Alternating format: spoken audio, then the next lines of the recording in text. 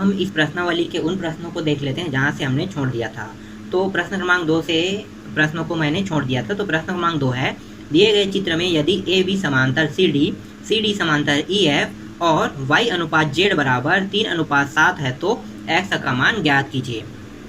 तो यहाँ पे जो दिया है उसको पहले लिख लेते हैं। तो यहाँ पे लिखो, दिया है, क्या क्या दिया हुआ है, तो दिया है ए बी समांतर सी डी समांतर ई एफ और y अनुपात z बराबर 3:7 है। ये आपके बुक में दिया हुआ है। तो यहाँ पे आप थोड़ा सा ध्यान दो कि अगर जैसे कोई मान अनुपात में रहता है, देखो y अनुपात z बराबर कितना है 3:7, अगर इस तरह से दिया रहेगा, कोई भी अलग मान दिया रहेगा, इसके जगह में x y भी हो सकता है, कुछ भी हो सकता है, लेकिन अगर अनुपात में है तो अनुपात में है तो यहाँ पे हमें मानना पड़ता है। तो माना अनुपातिक नीतांक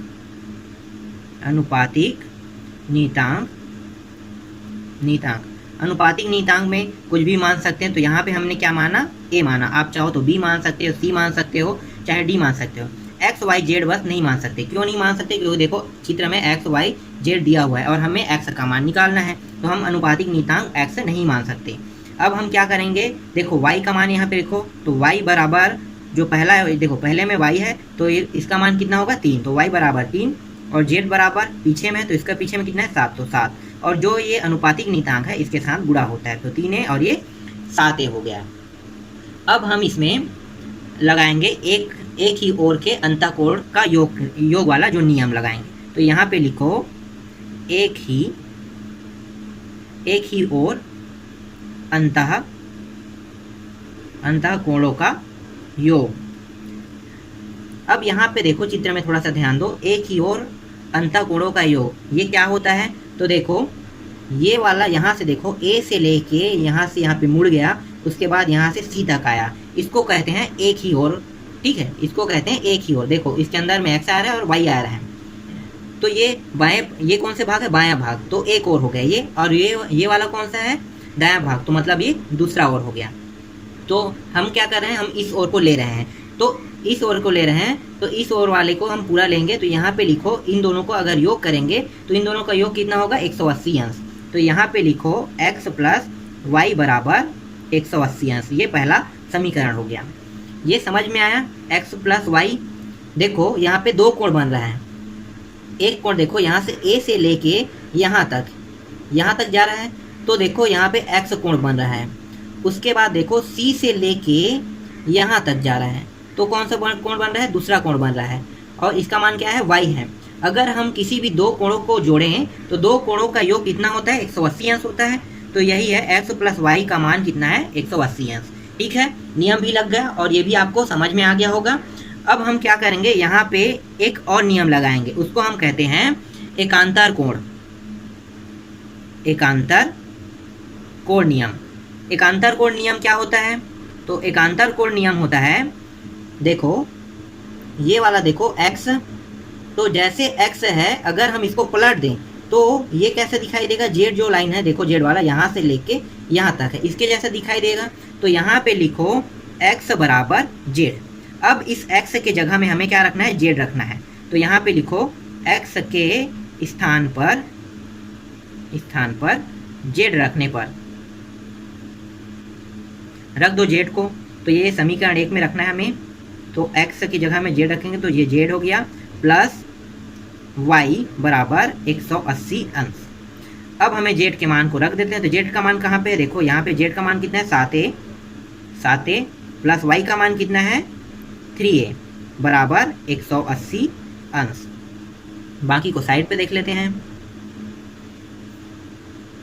इन दोनों को जोड़ दो तो कितना हो गया? 7 3 10a बराबर 180 अंश। अब यहाँ पे हम तिरिया गुणा करेंगे, तो तिरिया गुणा कर दो तो 180, और यहाँ पे बचा क्या? a, और 10 कहाँ पे आ जाएगा? नीचे में, जो ये 10 है वो नीचे में आ गया ये। तो a बराबर यहाँ पे जो कटे उसको काट दो, तो a बराबर हो गया 18। a का मान प्राप्त हो गया। अब इस a के मान को हमें y और z के मान में रखना है। तो यहाँ पे लिखो a के मान को ए के मान को हमें एक्स का मान निकालना है, तो हम जेड के मान में रख देते हैं। ए के मान को जेड के मान में रखने पर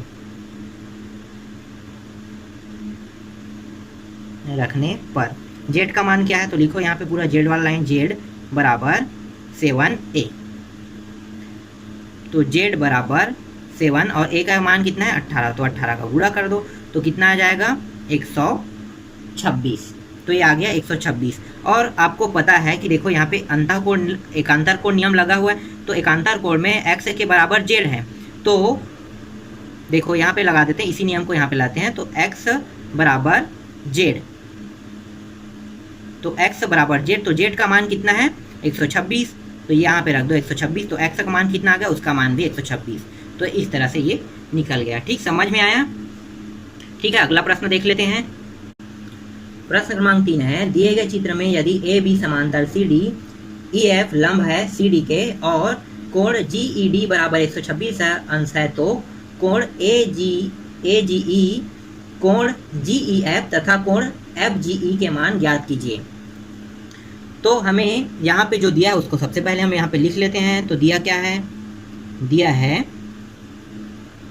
ए बी समांतर है सी डी के, उसके बाद क्या दिया हुआ है, ई एफ लंब है सी डी के लंब है। तो यहाँ पे देखो ई एफ वाले रेखा को ध्यान दो, ई एफ रेखा में ई एफ और डी, तो यहाँ पे लिखो कोण ई एफ डी बराबर कितना होगा 90 अंश। देखो यहाँ पे ई एफ रेखा, यहाँ पे देखो ई एफ लंब है, जो इस लंब में देखो तो ई एफ अगर डी को लेते हैं तो ये यहाँ का मान कितना होगा 90 अंश। ये एक लंब रेखा है, लंब रेखा का मान क्या होता है, हमेशा लंब रेखा के साथ कोई भी कोण बनाएगा तो उसका मान आता है 90 अंश, मतलब 90 अंश। तो इसका मान आ गया 90 अंश। और क्या दिया हुआ है, दिया है जो मान उसको भी लिख लेते हैं। तो जी ई डी बराबर 126 अंश दिया हुआ है, ये भी आपके बुक में दिया हुआ है। अब हम आगे हल करते हैं। तो चित्र को देखो, तो चित्र में ए बी समांतर सी डी, जिसे तिर्यक रेखा ई एफ काटती है, तो इसमें देखो जो तिर्यक रेखा काटती है तो इसमें एकांतर कोण है। कौन कौन सा कोण एकांतर कोण है, तो यहाँ पे ध्यान दो कि ए जी ई एकांतर कोण ए जी ई, यहाँ से ए जी ई बराबर है जी ई डी। ठीक है, एकांतर कोण का मतलब समझते हो, इससे पहले वाले प्रश्न में भी हम लोग एकांतर कोण बनाए हैं। तो देखो जैसा ये कोण दिखाई दे रहा है, यहाँ से लेके ऐसा, अगर इसको हम पलट दें तो वो कैसे दिखाई देगा, यहाँ से लेके इस तरह से दिखाई देगा।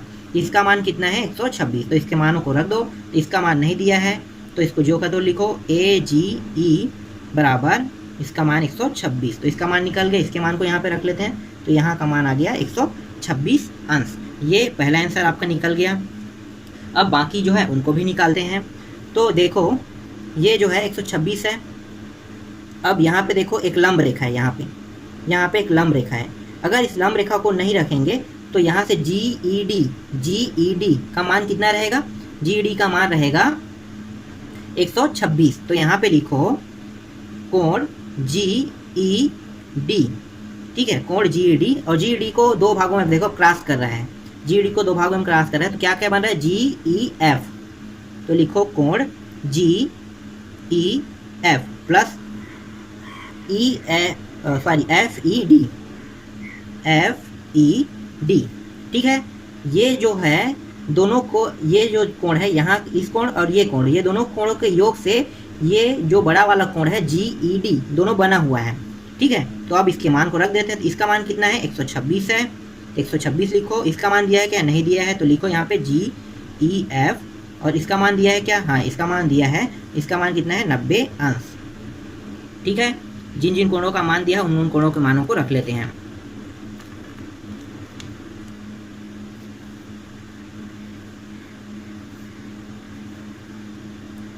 अब हमें क्या करना है, ये जो 90 अंश है इसको इस बार लाना है। ठीक है, संख्या वाले पक्ष में ले लेते हैं। तो 126 अंश, और ये प्लस में था तो क्या हो जाएगा माइनस में, तो 90 अंश बराबर बचा क्या इस बार GEF।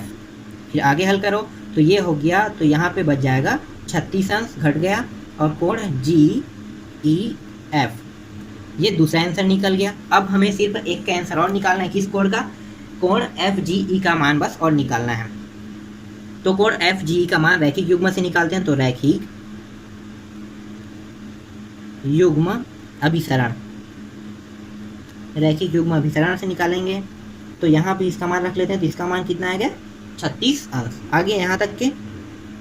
अब यहाँ पे देखो रैखिक युग्म अभिसरण क्या होता है, तो कोण AGE, यहाँ पे लिखो कोण AGE प्लस, और इस पार भी कोण है देखो यहाँ पे, तो देखो FGE, कोण FGE बराबर 180 अंश। यहाँ पे मान रख देते हैं, तो ये हो गया 126 अंश, प्लस इसका मान नहीं दिया है, FGE का मान नहीं दिया हुआ है, और ये हो गया 180 अंश। ये संख्या उस पर पक्षांतर कर देते हैं, तो ये चला जाएगा, और ये 126, यहाँ पे बचा क्या, कोण FGE बचा। कोण FGE बराबर ये घट गया, घटने के बाद यहाँ पे देखो 4 और यहाँ पे 5, 54, ये तीसरा आंसर हो गया। ठीक, तो हमने तीनों का आंसर निकाल लिया। देखो यहाँ पे एक आ गया, एक का 126 आया, दूसरे का 36 आया, और तीसरे का 54 आया। तो इस तरह से ज्ञात करते हैं। ठीक, समझ में आया। बाकी जो प्रश्न है उनको हम लोग अगले पार्ट में देखेंगे।